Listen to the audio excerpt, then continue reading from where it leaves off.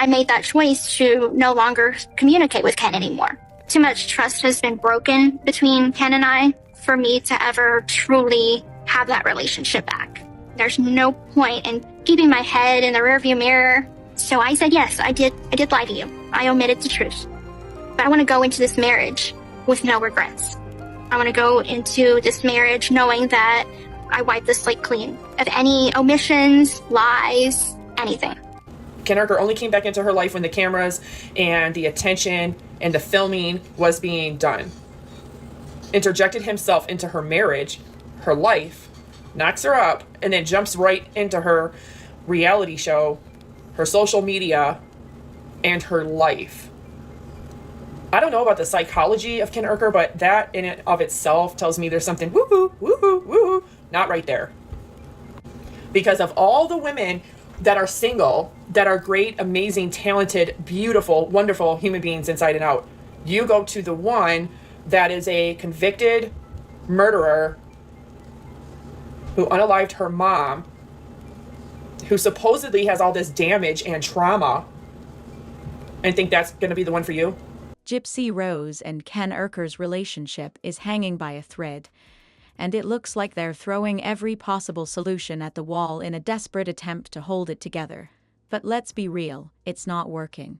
One of their most extreme efforts was a couples therapy session, which felt like a joke from the start. Ken didn't even seem convinced it was necessary, yet there he was, sitting through it. But was therapy really going to fix anything? Not a chance. This relationship is already falling apart, and no amount of televised counseling was going to change that. Before they even stepped into the session, Gypsy insisted that their relationship had no issues. Yet the moment they sat down with the therapist, she unleashed a flood of grievances. What was supposed to be a productive discussion quickly turned into a one-sided complaint session.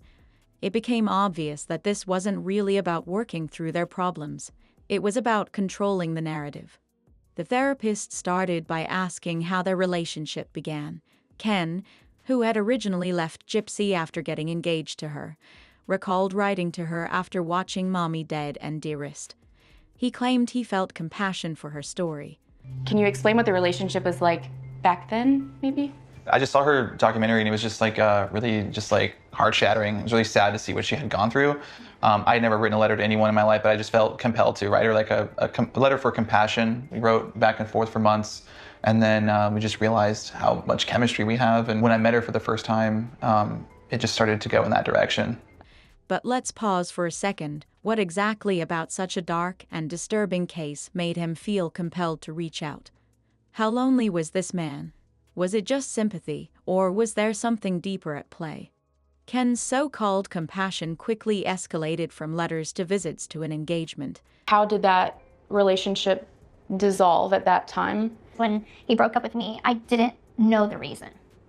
I was left for 5 years without any sort of closure. Okay. So I didn't know that his reasons were to help me grow as an individual. I just thought he didn't love me anymore, and he left me, he dumped me. Okay, so the point in us meeting and working together potentially is to what? Navigating how to properly communicate with each other's stress, because I just don't want to corrupt your positivity if I'm having a bad day and don't see things in the most positive way. Okay. Then, seemingly out of nowhere, he left. His explanation: he wanted Gypsy to grow as an individual. But if that were true, why did he come running back into her life 5 years later, only after she was out of prison and married to another man? If his concern was really about her personal growth, wouldn't he have supported her from a distance instead of disappearing completely? His return seemed suspiciously well-timed, almost as if he was drawn back by the media frenzy surrounding Gypsy's release. So what changed? What suddenly made her grown enough for him? Ken Urker only came back into her life when the cameras and the attention and the filming was being done. Interjected himself into her marriage, her life, knocks her up, and then jumps right into her reality show, her social media, and her life. I don't know about the psychology of Ken Urker, but that in and of itself tells me there's something woohoo, woohoo, woohoo, not right there. Because of all the women that are single, that are great, amazing, talented, beautiful, wonderful human beings inside and out. You go to the one that is a convicted murderer who unalived her mom, who supposedly has all this damage and trauma, and think that's going to be the one for you? Make that make sense. I think the only reason why Ken Urker came into her life to begin with, after having been with somebody for 5.5 years, is because the cameras were there. The cameras were there, the production was there, all of that was being filmed. The fact that she did prison confessions, she did a book, she did a second book, she did Life After Lockup. That right there was what attracted him back, not Gypsy or her freedom. The truth is, Ken was never in love with Gypsy. His initial excitement wore off, and the moment things got overwhelming, he walked away. Then, when she became a free woman and was once again the center of media attention, he miraculously reappeared. His return makes even less sense unless you consider a theory many people have: was this really love? Or was it a case of hybristophilia, an attraction to criminals? There's also another possibility. Some people attach themselves to infamous figures as a way to carve out their own significance. Maybe Ken saw himself as a savior, or maybe he just wanted to be part of the chaos. Whatever his reasons were, one thing is clear: he never had a real plan for a future with Gypsy. His entire involvement seems reactionary, not intentional. If that was true, he would have never left her in the first place, period, no matter what, to go then hook up with another woman for 5.5 years. He would have done what Ryan did. He would have cared about her, he would have talked to her, he would have taken care of her commissary, he would have all of that during the toughest time of her life, the hardest time of her life, which is during her incarceration. But he didn't do that. He left her. So, and he only comes back around when she is of a social and financial benefit to him. He would look so absolutely terrible if he decided to leave her this close to her giving birth. So it's my opinion that Ken hasn't left her. I think he's going to, but I would just be really surprised if even a douche like him would do so before she gave birth. The therapist must have sensed something was off, because none of this added up. And quite frankly, neither does Ken's role in Gypsy's life. When asked why they were in therapy, Gypsy claimed they needed to work on communication.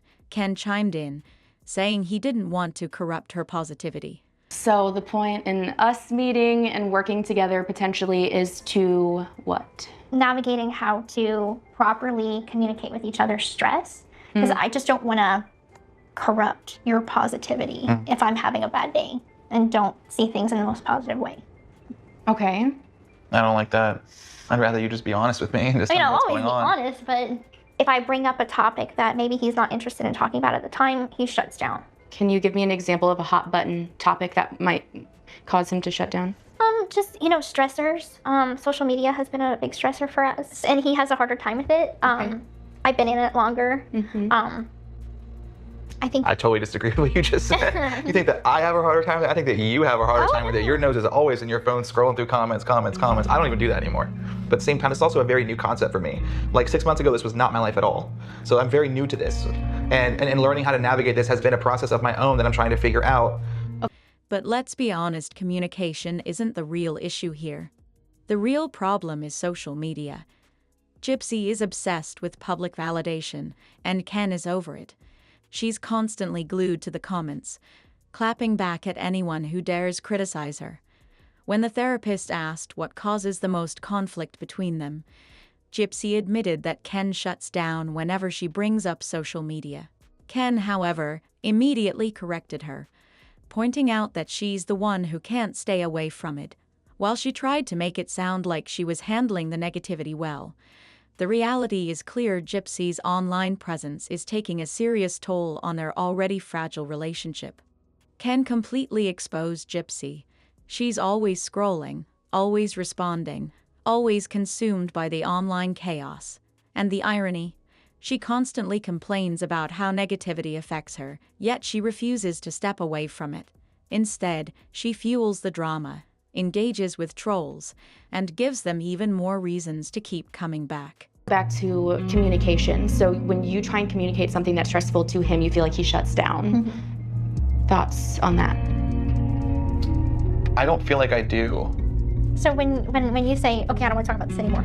Okay, I think I know what you're talking about. in We're the talking about conversation. we were talking about social media. We're talking about how like you're, always upset that I'm like on my phone, I guess, looking at stuff. Oh yeah, when you're distracted, and I want us to have more real life time together. And then my response was like, every answer that I gave you would rebuttal it. Like I'd be like, okay, well then I'll stop doing it. Well, you said that before. Okay, well then I'll try and be more adamant about it this time. Well, I don't know if that's going to be true or not. And I was just like, well, I don't know what you want me to say. I'm out of answers. I've tried everything. And then I don't talk about this anymore. And then her immediate reaction is click. Gypsy keeps insisting she just wants to be treated like a normal person online. But let's be real, she's not a normal person. She orchestrated the murder of her mother. That's why the public won't just let her exist on social media in peace. And instead of fully owning up to her actions with genuine accountability, she continuously paints herself as the victim while villainizing Meg and her mother. She's not just online for fun, she's actively rewriting history, trying to control the narrative so that she's seen as the ultimate victim rather than someone who made a permanent choice with permanent consequences. The real issue isn't just Gypsy's inability to log off, it's her deep need for validation. After spending years in an environment where she had no control, she now wants to dictate how the world perceives her. But in doing so, she's only digging herself deeper. The more she responds, the worse the backlash becomes. The harder she fights for a clean slate, the more the internet reminds her of what she's done. Ken sees this cycle, and eventually, he's bound to get tired of it, if he hasn't already. And when that moment comes, Gypsy will be left with nothing but the comment section, desperately trying to convince the world of a version of herself that no one is buying. Ken mentioned that in the 6 months they've been together, he's still adjusting to his new life. But let's not forget, he chose this. He had the chance to walk away when he first broke up with Gypsy. Instead, he came back not just for her, but also for the attention that came with being her new partner. Now, he's suddenly overwhelmed. He knew exactly what he was getting into. His frustration is obvious, and you can tell he didn't expect things to spiral this far. He probably thought he could dip his toes into Gypsy Rose's fame and walk away when it got too messy. But now, he's in deep. Therapy wasn't part of his plan, and yet, there he was sitting in a chair, being recorded for a TV show, looking miserable. His demeanor throughout the session said it all. He was physically present but mentally checked out. Every time Gypsy spoke, he barely reacted, his body language screaming discomfort. This wasn't a man actively trying to fix a relationship. This was a man realizing, in real time, that he had stepped into something far bigger than he could handle. The pressure of being Gypsy's partner, the weight of public scrutiny, and the relentless media attention had all taken their toll. And the irony, Ken probably thought he could handle it. Maybe he convinced himself that Gypsy had changed, that they could somehow make this work. But the reality hit the moment he stepped into Gypsy's whirlwind. He lost any sense of control. The interviews, the backlash, the never-ending spotlight. It's clear he underestimated just how exhausting it would be. And now, therapy was supposed to be the solution.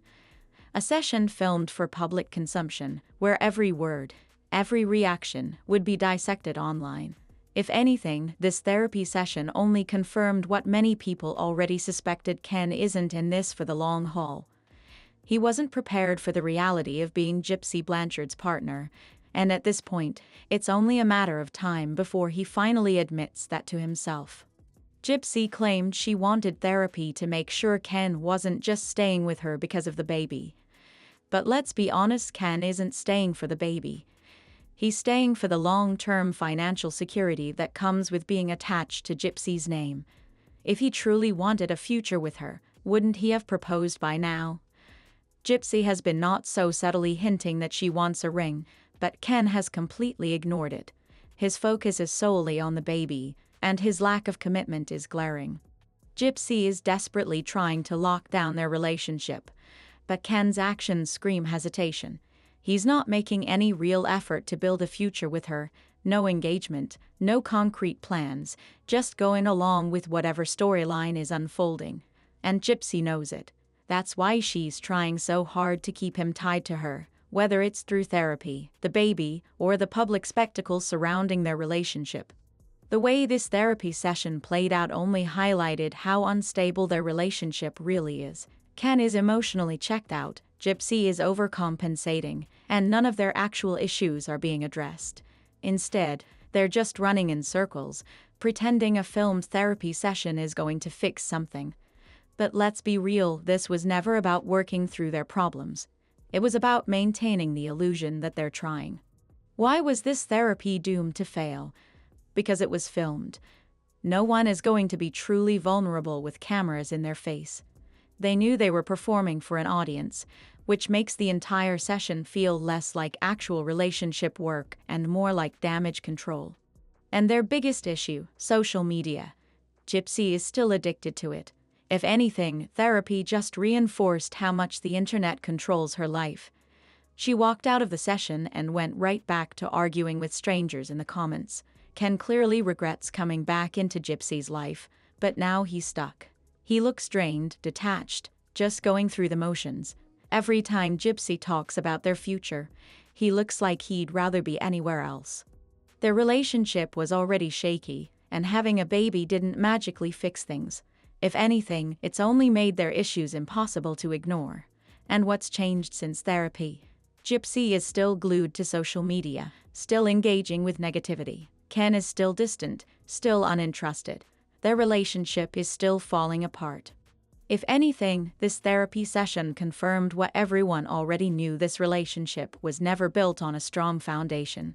And no amount of counseling is going to fix that. What do you think? Was this therapy session a complete waste of time? Do Gypsy and Ken have any chance of making this work? Let me know in the comments. Don't forget to hit the thumbs up and subscribe for more updates on this never-ending saga.